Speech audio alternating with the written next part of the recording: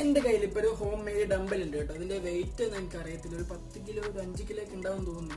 ഞാൻ home made ആട്ടോ guys, ഞാൻ ഉണ്ടാക്കിയത് കേട്ടോ. ഇത്ര പ്രാവശ്യം പൊക്കാൻ പറ്റുന്ന ഗൈസ് നോക്കുന്നുണ്ട്. ഞാൻ എക്സ്പെക്ട് ചെയ്യുന്നൊരു 10 പ്രാവശ്യം കേട്ടോ ഗൈസ് നോക്കുന്ന.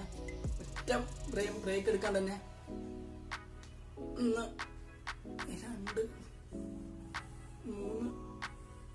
4 5